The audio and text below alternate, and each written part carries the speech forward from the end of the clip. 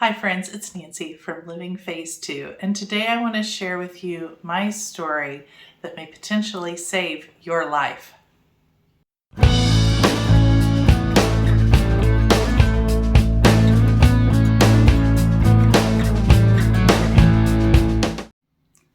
Today I want to share with you my story of going through atrial fibrillation.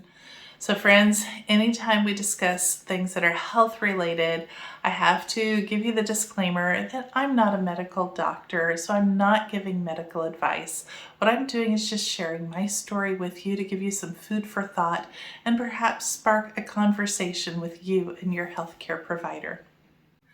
Let me begin by telling you what atrial fibrillation is. Atrial fibrillation is when the atria, which are the top two chambers of the heart, are not beating in cooperation or coordination with the bottom two chambers, which are the ventricles. And typically they're almost fluttering or going very, very quickly. What that does though is that doesn't allow for proper blood circulation. It doesn't allow for the heart to completely squeeze and pump that blood through our bodies and to get that good blood flow that we need. Blood can actually pool in the heart, and when it stays there for a period of time, could develop a clot, and that could eventually lead to a stroke. One day I was at the gym, and I had been working out at the gym for several years, and I was in some of the best shape of my life. I felt strong, I had lots of energy, and I was in the middle of a class, and all of a sudden I felt so tired. I was just wiped. It was very unusual for me to feel that tired and just spent during the class. I finished the class and went home, still feeling tired, and then I noticed that my heart was what I called popping. It would almost just give like a little pop out of my chest. I've heard other people describe it as thumping, but I felt like this popping sensation in my chest.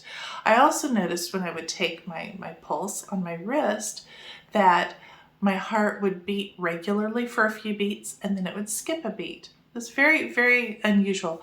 I laid down thinking maybe I'm just really tired. Maybe laying down and getting a little bit of rest, the symptoms would go away, but they didn't. So after half an hour or so, I called my husband and I said, Mike, I really think I need to call the doctor. Perhaps I just need to get my blood pressure checked, but I don't feel right. I called the doctor. They said, come on in. And when they took my blood pressure, they also said, Nancy, I really think we need to do an EKG, which they did. The EKG showed that I was in atrial fibrillation, and the doctor said, Nancy, you need to go to the emergency room right away.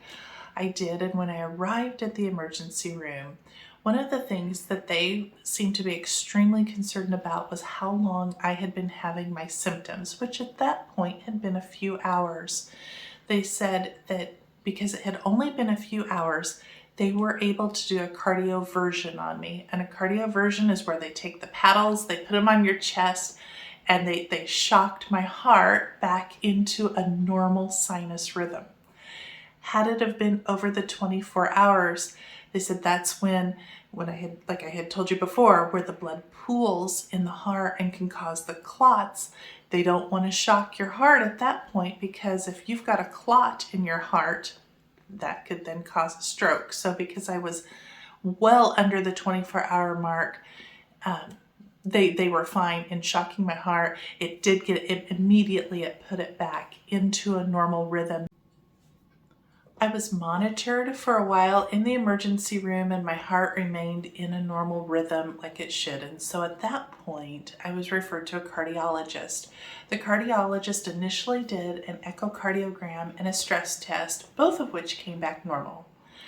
So then the cardiologist referred me for a sleep study to check to see if I had sleep apnea, because more and more research has been coming out about how sleep apnea can cause atrial fibrillation.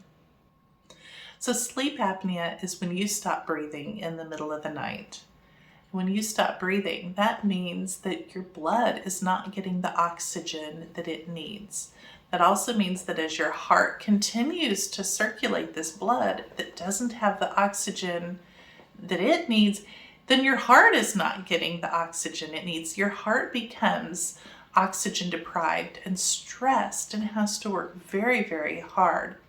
And this can lead to your atrial fibrillation. It led to my atrial fibrillation because the sleep study results for me showed that I had significant sleep apnea. In all honesty, I really should have known that I had sleep apnea. My husband had been saying over the years that my snoring had really increased. I was tired during the day. I wasn't getting good sleep at night. I was irritable. All of those are signs of sleep apnea, which I had. The good news is there's a relatively easy fix if you do have sleep apnea, and that's through using a CPAP machine. So if you have any unusual symptoms, if you have any unusual symptoms that you think might be related to sleep apnea, be sure to call your doctor. Any unusual heart symptoms, talk to your doctor. These are really important things that you need to bring up. And in cases like this, it can be easily fixed, and yet it can literally save your life. So in the next video, I'm going to speak to you about the use of my CPAP, my journey about it. I'm going to just go over the parts, the maintenance of it, and let you see what a CPAP really is all about. So thank you, friends, for watching. I appreciate you being here. I hope you'll hit the like button on this video. I hope you'll subscribe to our channel, and we look forward to bringing you more Living Phase 2 videos soon. Have a great day. Bye-bye.